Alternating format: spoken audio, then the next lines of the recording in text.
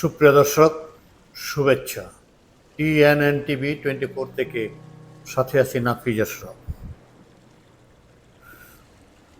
নারায়ণগঞ্জের সকল রুটে বাস ভাড়া কমানোর দাবিতে যাত্রী অধিকার সংরক্ষণ ফোরাম সংবাদ সম্মেলন করেছে। শনিবার সকালে নারায়ণগঞ্জ প্রেস ক্লাবে এই সংবাদ সম্মেলনে আহ্বায়ক রফিউর রাব্বি বলেন, ঢাকা নারায়ণগঞ্জ রুটে নন এসি বাসে ৪৫ টাকা ও এসি বাসে ৬৫ টাকা ভাড়া নিতে হবে। বর্তমানে নন এসি ৫৫ টাকা ও এসি ৭৫ টাকা ভাড়া আদায় করছে। ১৫ নভেম্বরের মধ্যে দাবি মানা না হলে ১৭ নভেম্বর সকাল সন্ধ্যা হরতাল ডেকেছে সংবাদ সম্মেলনে। যেই অসঙ্গতিগুলো এখানে আমরা তুলে ধরছি, এক, প্রজ্ঞাপনে ঢাকা নারায়ণগঞ্জের দূরত্ব ১৯.৫ কিলোমিটার দেখিয়ে ২ টাকা ৩২ পয়সা প্রতি কিলোমিটার ভাড়া দেখানো হয়েছে ৪৫ টাকা। ফ্লাইওভারের টোল ৫ টাকা এবং সানারপাড় ইউটার্নের জন্য ৩ টাকা দেখিয়ে প্রজ্ঞাপনে বলা হয়েছে এই রুটের মোট ভাড়া দাঁড়ায় ৫৩ টাকা। কিন্তু সেটাই আবার বলা হয় ঢাকা নারায়ণগঞ্জের ভাড়া হবে ৫৪ টাকা, কিন্তু বাস্তবিক নেওয়া হচ্ছে ৫৫ টাকা। সে প্রজ্ঞাপন অনুযায়ী এই যে বছরের পর বছর সাধারণ জনতার কাছ থেকে ২ টাকা বেশি নেওয়া হচ্ছে, তা প্রতিকারের জন্য জেলা প্রশাসন বা বিআরটি এর কোনো উদ্যোগ নেই। ২, প্রজ্ঞাপনে দেখানো হয়েছে নারায়ণগঞ্জ টার্মিনাল থেকে যাত্রী উঠলে ভাড়া ৪৫ টাকা এবং এই ভাড়াটা হচ্ছে ফ্লাইওভার এবং ইউটার্ন ছাড়া। চাষারা থেকে উঠলে ৪২ টাকা, নতুন কোর্ট থেকে উঠলে ৪০ টাকা, শিবু মার্কেট থেকে ৩৭ টাকা, জালকুড়ি থেকে ৩১ টাকা, এভাবে দেখানো হয়েছে। কিন্তু সব জায়গা থেকেই তারা ভাড়া নিচ্ছে ৪৫ টাকা করে।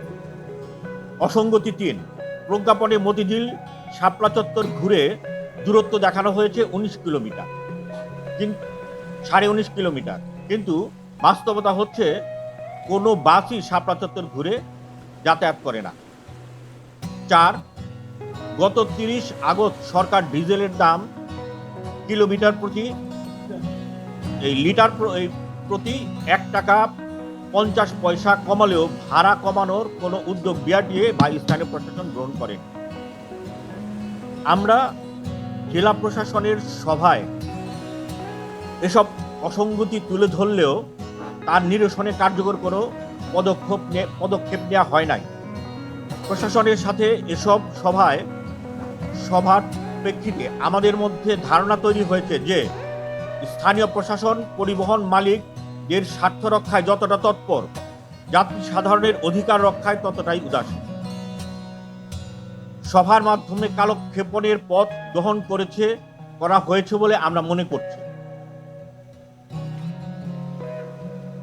নারায়ণগঞ্জ ঢাকা লিংক রোড দিয়ে যেটি যায়, রুটে বাস ভাড়া ৪৫ টাকা করতে হবে, যেটি এখন ৫৫ টাকা নিচ্ছে।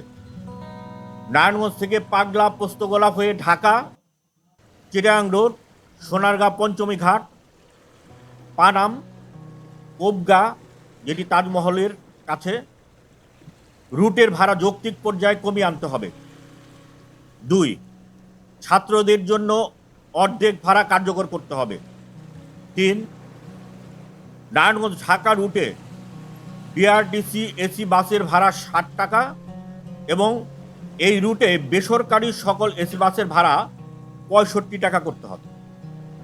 আমরা এই সমস্ত দাবি বাস্তবায়নের জন্য আমরা কর্মসূচি গ্রহণ করেছি এবং সেই কর্মসূচিগুলো শুরু হচ্ছে আমাদের আজকের সংবাদ সম্মেলন থেকেই, কিন্তু রাজপথে শুরু হবে আমাদের ২৯ তারিখ থেকে। আগামী ২৯ অক্টোবর মঙ্গলবার বিকেল ৪টায় নারায়ণগঞ্জ কেন্দ্রীয় শহীদ মিনার থেকে পক্ষকালব্যাপী লিফলেট বিতরণ কার্যক্রম শুরু হবে। ৩০ অক্টোবর বুধবার থেকে 5 নভেম্বর মঙ্গলবার পর্যন্ত স্কুল কলেজ সহ বিভিন্ন শিক্ষা প্রতিষ্ঠানে সপ্তাহব্যাপী প্রচারণা এবং মত বিনিময় সভা। 1 থেকে 9 নভেম্বর ছাত্র, শ্রমিক, শিক্ষক, নারী সহ বিভিন্ন পেশাজীবী ব্যক্তি, নাগরিক ও সংগঠনের সাথে মত বিনিময়। 9 নভেম্বর শনিবার নারায়ণগঞ্জ কেন্দ্রীয় শহীদ মিনার থেকে মিছিল। 10 থেকে 13 নভেম্বর পর্যন্ত ঘাট, বাজার ও পথসভা এবং গণসংযোগ। 14 নভেম্বর বৃহস্পতিবার থেকে মাইকিং প্রচার। 15 নভেম্বর শুক্রবার বিকেল 3টায় নারায়ণগঞ্জ কেন্দ্রীয় শহীদ মিনারে মহাসমাবেশের ঘোষণা দিচ্ছে। এরপর দিন 16 নভেম্বর সন্ধ্যায় নারায়ণগঞ্জ কেন্দ্রীয় শহীদ মিনার থেকে মশাল মিছিল বের হবে। 17 নভেম্বর রবিবার নারায়ণগঞ্জ শহরে সকাল 6টা থেকে দুপুর 2টা পর্যন্ত অর্ধ দিবস সর্বাত্মক হরতাল ঘোষণা করেছি।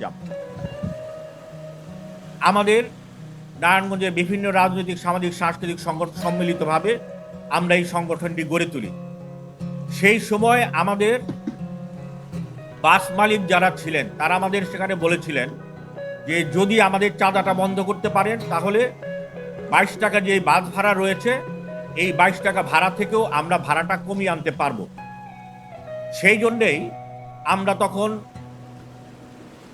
এর কিছুদিন আগে র্যাবকে যেই চিঠিটি তারা দিয়েছিল যে তারা শাইম ওসমানকে কত টাকা দেয়, নাসুম ওসমানকে কত টাকা দেয়, তখন আমরা বলেছিলাম যে এই চাঁদাটা যদি বন্ধ করা যায় তাহলে আমাদের বাস ভাড়া বৃদ্ধির প্রশ্ন ওঠে না, এটি আরো কমিয়ে আনা যাবে, এই চাঁদাটা বন্ধ করতে হবে। সেই সময় আমরা ধারাবাহিক কিছু আন্দোলন কর্মসূচি ঘোষণা করেছিলাম, হরতালও ঘোষণা করেছিলাম। সেই পরিপ্রেক্ষিতে তারা 3 দফা বাস ভাড়া কমিয়ে 27 টাকা করে। কিন্তু আমরা দেখেছি যে বিষয়টি নারায়ণগঞ্জের এই পরিবহন সেক্টরটি বছরের পর বছর এই পরিবহন সিন্ডিকেটের হাতে, মাফিয়াদের হাতে জিম্মি হয়ে রয়েছে। আজকে দেশের এই পরিবর্তিত পরিস্থিতিতে আমরা চাচ্ছি যে তারা কোনো চাঁদা দেবে না, কোনো মাফিয়াদের সাথে তারা যুক্ত হবে না। কিন্তু আমরা বরাবর যে বিষয়টি লক্ষ্য করে আসছি যে আমাদের নারায়ণগঞ্জের এই পরিবহন মালিক যারা, তারা সরকার বদল হওয়ার সাথে সাথে তারা মাফিয়া খোঁজে, নতুন মাফিয়া, এবং গডফাদার খোঁজে কাকে চাঁদা দিয়ে তারা তাদের নিরাপত্তা নিশ্চিত করে। এই জন্য আমরা চাচ্ছি কোনো গডফাদারকে চাঁদা না দিয়ে যেই চাঁদাটা দেওয়া হয় সেই চাঁদাটার সুবিধা যাতে জনগণ পায়। এই জন্য আমরা বিভিন্নভাবে এই বিষয়গুলো উত্থাপন করেছি। জেলা প্রশাসকের সাথে সভায় জেলা প্রশাসককে বহুবার আমরা এই বিষয়গুলো বোঝানোর আমরা সেখানে চেষ্টা করেছি। কিন্তু আমরা সেখানে লক্ষ্য করেছি যেটি এই যে গডফাদার মাফিয়াদের বড় একটা অংশ বিদায় হলেও তাদের এই সহযোগী যারা, তারা কিছু কিছু এখনো পর্যন্ত সিন্ডিকেটের সাথে যুক্ত রয়েছে এবং পর্দার আড়ালে থেকে কলকাঠি নাড়ছে এবং এদেরকে সহযোগিতা করছে প্রশাসন বলে আমরা মনে করছি। সেই জন্য আমরা চাচ্ছি যে আমাদের জনগণের যে দাবি, এই জনগণের দাবি আমরা চেয়েছিলাম যে সরকার পরিবর্তন হয়েছে, টেবিলে বসে আলোচনার মাধ্যমে সমাধান করি। যেহেতু সমাধান হচ্ছে না, আমরা জনগণকে রাস্তায় সমাধানের পথে আমরা গিয়েছি।